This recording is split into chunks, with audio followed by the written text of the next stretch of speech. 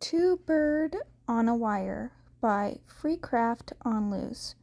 Read by Lily6645. This fic includes My Hero Academia levels of violence. That is your warning. Chapter 4. The New Guy's Escape. Just like any other day, Keigo and Izuku makes their way to the exit door. Their handler does not even bat an eye on them as they walk past him. They didn't try to escape. The reason is their handler's quirk. He basically controls them now. He can do whatever they want to them just by a single command. Luckily, he can't command them to just drop dead. The twins make their way to the local library. They have online school to attend and work to deliver. Keigo refused at first, saying it is pointless. They will end up dead anyway, but Izuku reasoned with him, and they have long since finished middle school and started taking random free college level classes instead of high school classes. They don't think it's necessary to go that far. They just do it to pass time at this point. The day ended too soon for the twins, and before they knew it, the sun had begun to set. It's fine because they will just go back, but get their gear and then go out again.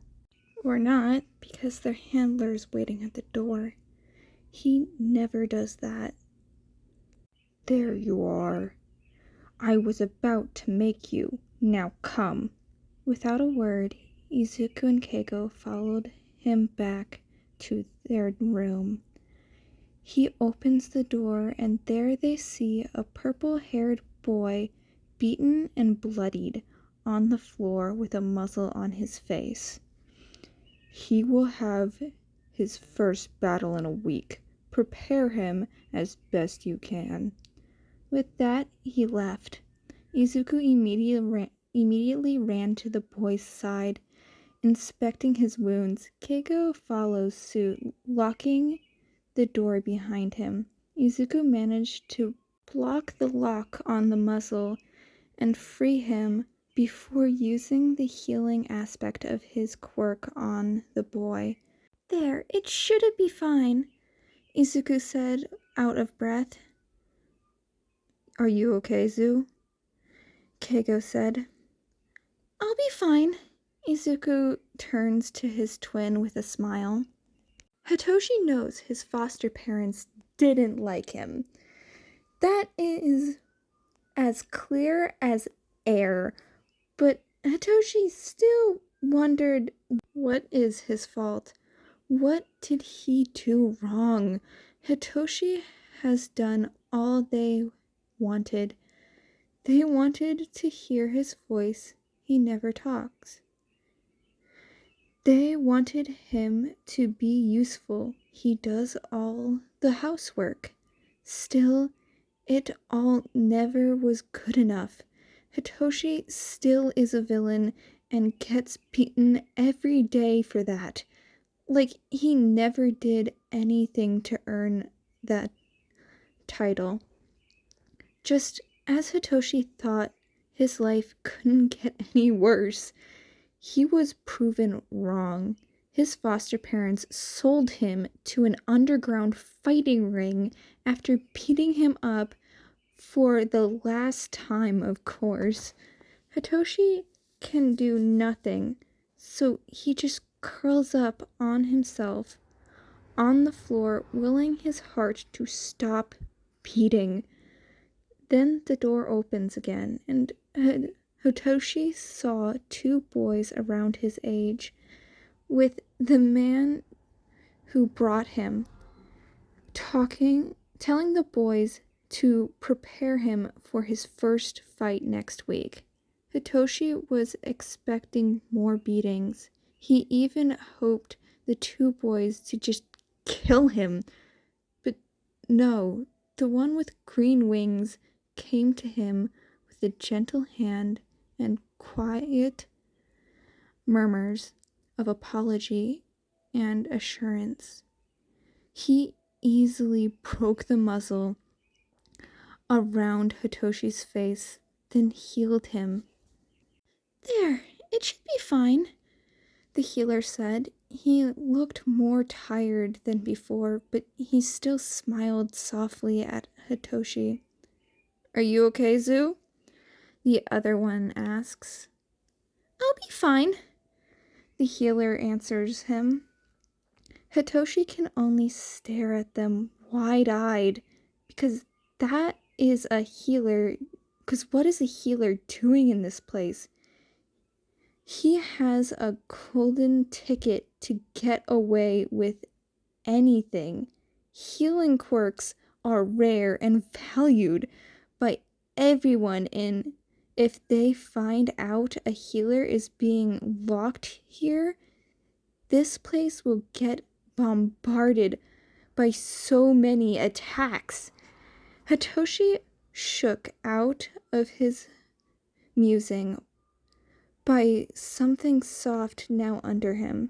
Hitoshi looks around and finds the boy has moved him into one of the 4 beds. "Hey, I'm Izuku, and this is my twin brother Keigo. What is your name?" The healer Izuku introduced himself, and the red-winged Keigo. "Hitoshi. I'm sorry, but it's better to just cut to the chase," Keigo said, and Izuku nodded. "The man before, he's our handler, our owner." Izuku looked in pain saying that. "Whatever he wants you to do, just do it. Do not disobey him," Keigo said. "Why?" Shinso asked, because he didn't want to obey him. "Because of his quirk. It's called dominate. When you disobey him, he will be able to control you. Like us," Izuku explained, and Hitoshi's eyes widened. "We'll do our best to get you out, but you have to be free of his control for that to happen," Keigo said. I'll try," Hitoshi said. "Thank you. Now let's rest for a bit because tomorrow and the day afterwards will be hard," Izuku said, and Hitoshi nods. It's been a week since the last time Shota saw the vigilante twins. To say Shota is worried is an understatement. In a week, there is always a time when one of them won't come, but one of them always comes. Even if Emerald still has some bruises or even stab wounds, Shota always wonders what was up with the 2 vigilantes, but Shota wasn't able to question them. They are too smart and sarcastic for that. Even if they answer him, they always being cryptic. Shota turns around, expecting the twins, but no, there is a boy with purple hair climbing the building. His eyes were wide and scared. His breathing was shallow and painful, so Shota came to him. When Shota came within arm's reach, however, the boy hands him a piece of paper. Shota opens it and reads its contents.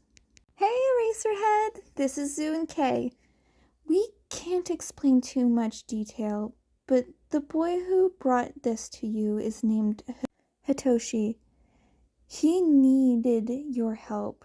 He needed to find a home and safe space. Please help him find it. We got occupied at the moment. That's why we can't come and help you with patrol. We are really sorry, sir, but it's almost likely we won't be able to patrol with you ever again. This is our goodbye. Thank you so much for everything, and we are sorry for being a menace. We love you, Eraserhead.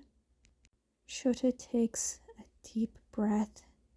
It's good that the twins quit being vigilantes, but his gut is twisting uncomfortably.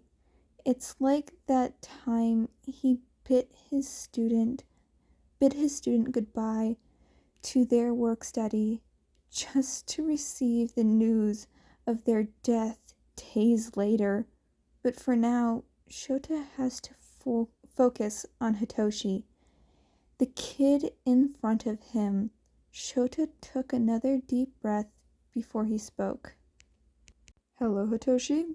I'm Eraserhead. Let's get you somewhere safe. Shota got a nod at that. Picking Hitoshi up, Shota made his way down the building and ran to the police station. Hitoshi is scared, like he's being chased. Better get him away as fast as possible. Once arrived at the police station, Shota made a beeline to the detective's office. Shota opened the door without any warning, startling the half-asleep Sukachi. Eraserhead, you just started your patrol, Sukachi said after glancing at the clock. I got midnight to cover my route tonight. Something happened. Shota placed the half-asleep Hitoshi on one of the chairs, jostling him awake in the process before handing Sukachi the letter from the vigilante twins. After reading the letter, Sukachi's face was scrunched in worry. There is something definitely going on with those two, Eraserhead said, and Sukachi composed himself. But we can't do anything without a clue, they both sighed. They have to admit they are attached to the twins. They may be a menace, but they are very lovable. The way they react to basic human decency probably triggered the protective part in both the two adults. Sukachi then turns to Hitoshi. You are Hitoshi, right? Yes. Hitoshi still looked scared. I have some questions for you. Will you be able to answer them? I don't know. Sukachi nods to that. Hitoshi was telling the truth. That's fine. Just answer what you can, okay? Okay.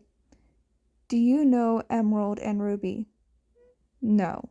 Shinso shook his head, and Sukachi frowned, but nodded a little. Another truth. How about Sue and Kay? I know them. They helped me escape. Sukachi nodded. Another truth. Hitoshi didn't know the twins' vigilantes' identity. That makes sense, but they quit being one. Escape from where? Hitoshi looked down. I can't tell you. Another frown, nod. Combination from Sukachi. Why can't you? I can't disobey him. I don't want to be his slave. Kay and Zu don't want me to be his slave. Like them.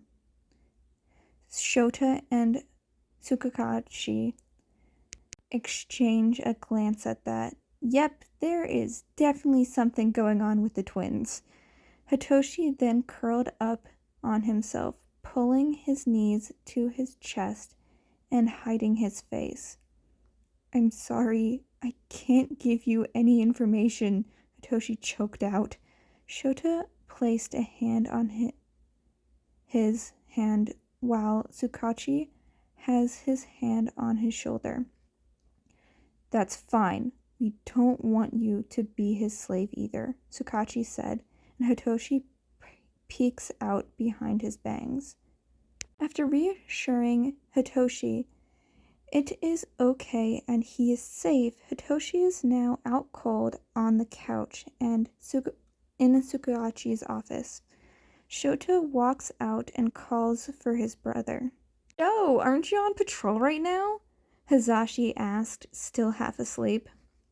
"No, something happened and I need you to pick up at the police station." "Aizawa Shota, you better not be injured right now," Hizashi said, accompanied by a rustling and jostling of keys. "I'm fine, Zashi, but there's a boy. He needs help. I'll tell you the details when you arrive." "You better be!" The call ended and Shota heard a car engine being started. That is the end of Chapter 4 of Two Bird on a Wire. Thank you so much for listening. If you like this, please go support the author. On another note, yay, the author updated! We got a few more chapters out of this fic coming up. Thank you again for listening. Hope you have a great day.